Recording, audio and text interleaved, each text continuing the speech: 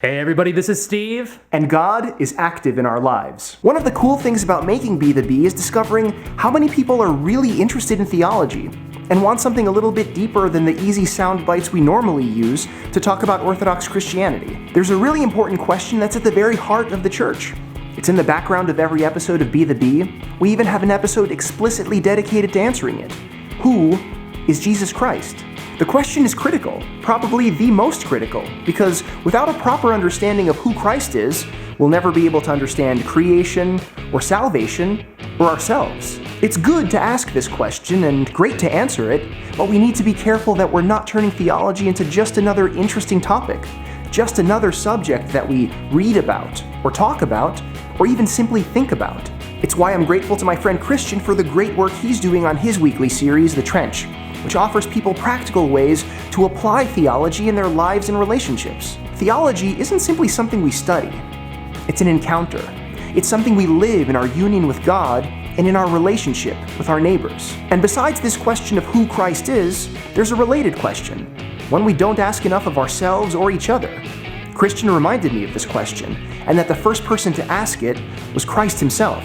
In the Gospel according to Matthew, in chapter 16, Christ asks the disciples, "Who do the people say that I am?" And they answer, "Some say you're John the Baptist, others Elijah, and others one of the other prophets." And then Christ asks them that second question, the one that Steve mentioned that we don't ask ourselves or each other often enough. "Who do you say that I am?" And the way Christ asks the question is really important. He isn't satisfied with simply knowing the answer to the first question, "Who do the people say that I am?" Nor does he just ask, "Who am I?" But he wants to know what the disciples think. "Who do you say that I am?" He's asking them for a deeply personal confession. He wants them and us to open our hearts and reveal what's inside, to share our faith and our relationship with him. By asking the question in this way, Christ reminds us of the deeply personal nature of faith. That faith isn't simply about ideas or beliefs, it's about a relationship. There's a really important quote that helps explain this connection. "If you are a theologian, you will pray truly. And if you pray truly, you are a theologian." This helps to show the really close connection between theology and prayer. Prayer is about so much more than just words. It's about connection. It's about closeness. It's about communion.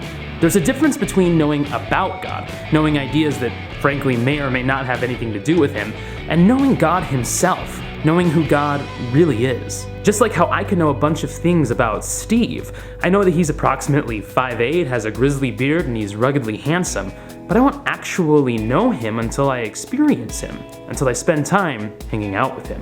So too, our knowledge of who God really is comes from his activity in our lives, because he doesn't simply observe us from far away, but he participates directly in our lives. The scripture remembers God's activity in specific and concrete ways. For instance, Psalm 135, which many parishes chant during Holy Communion, thanks the Lord again and again, while remembering specific things for which we're grateful. We give thanks because God made the heavens and the earth, because he delivered his people from captivity in Egypt and parted the Red Sea before them, because he delivered them from their enemies again and again, and kept them safe. The people of Israel remember this deliverance from Egypt every year during Passover, and the scriptures have very specific instructions to keep this memory alive. "And you shall tell your son in that day, saying, 'This is done because of what the Lord did for me when I came up from Egypt. It shall be as a sign to you on your hand, and as a memorial between your eyes, that the Lord's law may be in your mouth. For with a strong hand the Lord has brought you out of Egypt. You shall therefore keep this ordinance in its season from year to year.'" The scripture is also full of ways that God was active in the lives of particular people. The way he blessed Abraham and Sarah with a son. The way he helped the prophet Elijah defeat the priests of Baal.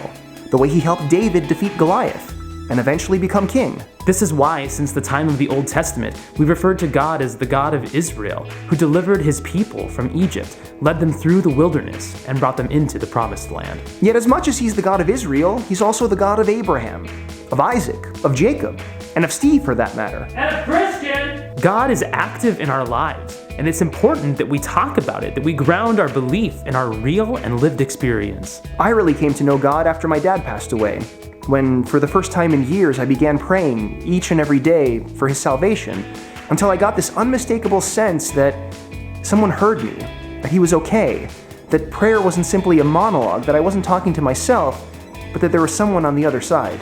And I continue to know God in doing this, in walking into a room full of people and talking to them about Christ.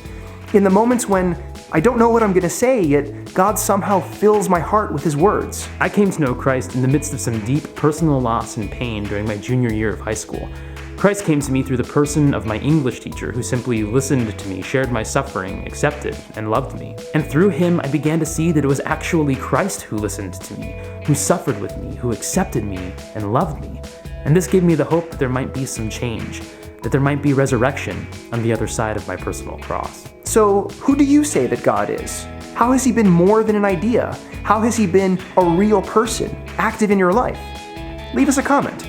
Let us know. Better yet, when you share this video, add your own testimony to remind yourself of the ways that God has been active in your life and to give that hope to people who may need to hear it now. People who may need to hear that God isn't simply out there somewhere, but that He's really here, active in our lives. Because God isn't simply the God of Israel.